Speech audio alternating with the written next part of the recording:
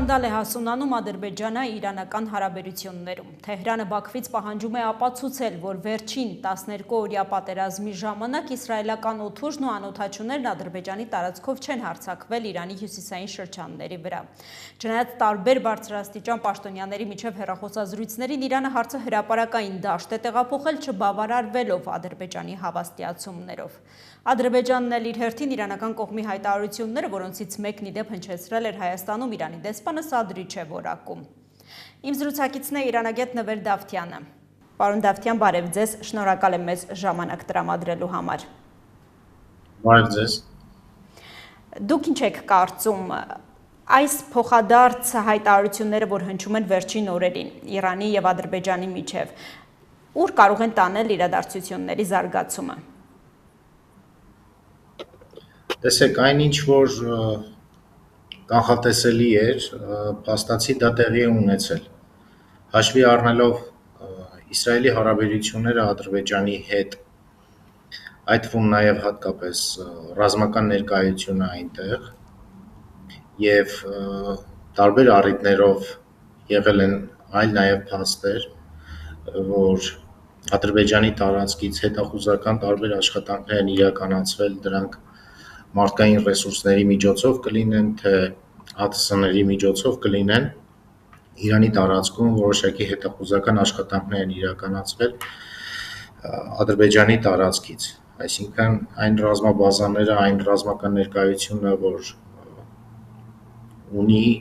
ունեցել է Իսրայելը այնտեղ, օգտագործվել են այդ հնարավորությունները։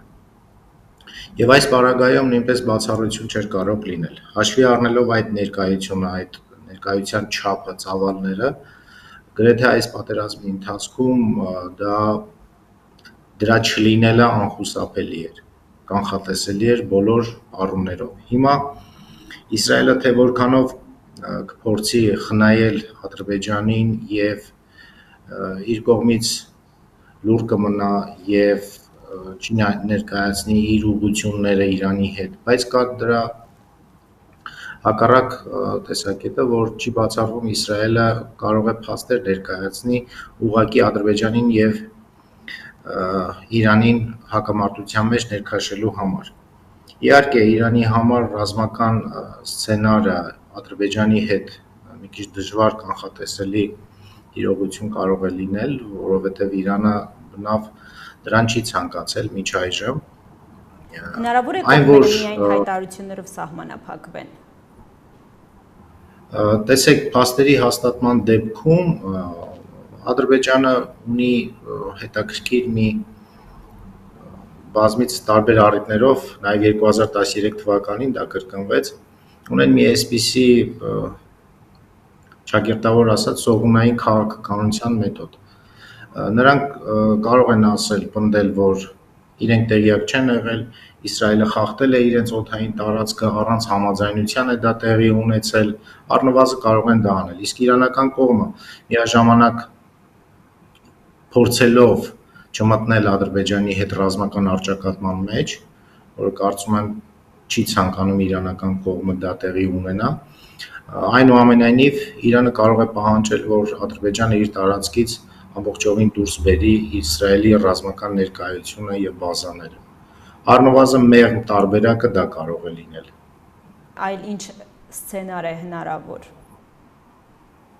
Ոչ մեղմը դա ենթադրվում էր, որ պատերազմի ընթացքում ուղիղ մասնակցություն կարող է լինել, այսինքն Ադրբեջանի տարածքից նաև ինչ որ ցամաքային գործողություններ սկսվեն Իրանում իրականացվել։ Բայց դա տեղի չի ունեցել, հաշվի առնելով Իրանի այն պատասխան գործողությունների ազդեցությունը, որ կարելի ասել անիրականանալի դարձրեց այդ մեծ նախագիծը, ըստ որի նախատեսված էր առաջին հարվածը հասցնելով Իրանին շոկի մեջ բերել երկիրը քաղաքական եւ ռազմաքաղաքական եւ անվտանգային տարբեր առումներով,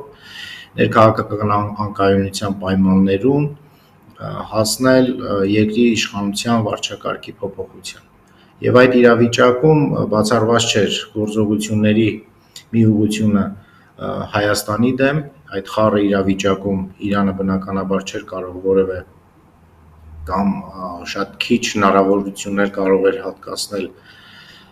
իր հյուսիսային սահմանների անվտանգության ապահովման համար, հատկապես Հայաստանի մասով, եւ մյուսը այն, որ առհասարակ Իրանը չի ցանկացել Ադրբեջանի հետ ռազմական առճակատման մեջ մտնել։ Այս ամենը հաշվի էին առել, ցանկանում էին իրականացնել, բայց Իրանի պատասխան գործողությունները կարելի ասել այդ սցենարը իջիկ են դարձել։ Հիմա սրանից հետո արդեն հետպատերազմյան իրավիճակում Ադրբեջանը կընդունի տեղի ունեցած կամ առկա փաստերի իրողությունը, քաղաքական ինչ պատասխան կարող են տալ դրա համար, որովհետև խոսուն փաստերը քիչ չեն, շատ են։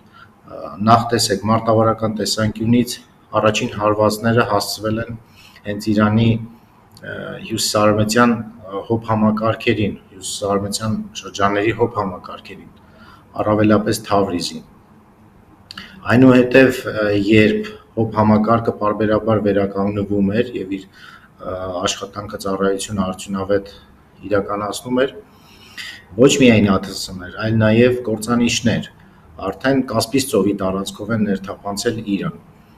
Եվ Կասպից ծովի տարածքից ներթափանցման համար այլ ճանապարհ չկար։ Իրանի թիկունքը արևելյան կողմը ավելի պաշտպանված էր, այդ կողմից թռիչքներ չեն եղել։ Առնվազն պետք է Ղազախստանի, Թուրքմենիայի, որը շատ քիչ հավանական է, որ այդ երկրներից ինչ-որ բան տեղի ունեցած լինի, ամենամեծ հավանական ճանապարհը երթուղին օդային ճանապարհների դա Ադրբեջանի տարածքն է եղել։ Եվ այդ փաստերը կան, եւ ինքնաթիռների կործանիչների լիցքավորման բակերի Կասպից ծովի մերձափնյա շրջանում ընկած լինելու եւ ականատեսների վկայությունները ունեն, կարծես թե դրա մասին նույնպես խոսվում է, որ կան նաեւ ռադարների տվյալներ, որը արդեն այլ լուրջ ապացույց է հանդիսանում։ Բայց ռազմական էսկալացիայի կարծում եմ Իրանը չի գնա այդ մասով, առնվազն Իրանի համար անհրաժեշտ է իր հյուսիսային սահմանների անվտանգությունը եւ այդ մասով չեզոքացնել անվտանգային ռիսկերը իր հյուսիսային հարևան երկրում, դա կարծում եմ Իրանի համար բավարար ձեռքբերում կարող է լինել։ Իսկ ինչպես կարող է իրադարձությունների զարգացումը տարբեր սցենարներով ազդել Հայաստանի վրա։ Տեսեք, այնինչ որ պետք է լիներ, դա տեղի չի ունեցել։ Հենց հարցը առաջինը սա է։ Այլ բան է, թե ժամանակի ընթացքում այս հրադադարի հնարավորությունը օգտագործելով Իսրայելը կամ Միացյալ Նահանգները ինչ նոր չակերտավոր Իրանի դեմ պատժիչ, այսպես կոչված գործողություններ կարող են նախատեսել։ Մոտավոր հաշվարկներով այն վնասները, որ Իսրայելը կրել է, առնվազն մինչև հոկտեմբեր ամիս վերականգնման խնդիրներ ունեն։ Եվ նավթազտման վերամշակման համալիրների, եւ էլեկտրատարբեր կայանների, եւ արդյունաբերական կենտրոններին հասցված վնասների վերականգնման տեսանկյունից մոտավոր տարբեր հաշվարկներով մի քանի ամիս Իսրայելից կպահանջվի, որպեսզի կարողանա վերադառնալ նախապատերազմյան վիճակին։ Մյուս հավանական սցենարը, որ կարող են Ադրբեջանին, այսպես ասած, չխնայել եւ օգտագործել նրան, Ադրբեջանի տարածքից գործողություններ իրականացվեն Ադրբեջանի համաձայնությամբ կամ դա չներկայացնելով, որ Ադրբեջանի հետ համաձայնեցված է եղել, կամ գուցե դա արվի եւ ներկայացվի, որ Ադրբեջանը նույնպես տեղյակ է դրա մասին, երկրի ղեկավարությունը տեղյակ է դրա մասին եւ ուղիղ քաղաքական լարվածությունը տեղափոխեն արդեն ռազմաքաղաքական լարվածության դաշտ, սա նույնպես հավանական է, որպեսզի Իրանի համար հյուսիսային հատվածում նոր խնդիրներ ստեղծեն, բայց հաշվի առնելով այն հանգամանքը, որ պատերազմից ինչ հնարավորություններով են կողմերը դուրս եկել, կարծում եմ Ադրբեջանը պետք է բավական մեծ զգուշավորություն հանդես բերի, ցուցաբերի, որպեսզի Իրանի հետ առճակատման մեջ չմտնի։ Առաջինը ամեն կերպ կհերքեն այդ փաստերը, վարկածները, որ իրենց օդային տարածքը օգտագործվել է, իսկ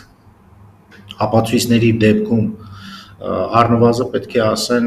որ իրենք տեղյակ չեն եղել, Իսրայելը ընդամենը իրենց օդային տարածքը խախտել է առանց երկրի ղեկավարության համաձայնության։ Իսկ այդ դեպքում Իրանի համար կարևոր խաղաքարտ կարող է լինել, որպեսզի պահանջի Ադրբեջանից, եթե այդպես է դուք տեղյակ չեք եղել ձեր օդային տարածքի օգտագործման մասին մեր դեմ, ապա այդ դեպքում պետք է ձեր երկրի տարածքից դուրս բերեք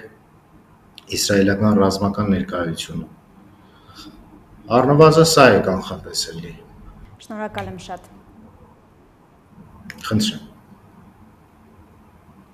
Հիշեցնեմ իմ զրուցակիցը իրանագետ Նվեր Դավթյանն էր։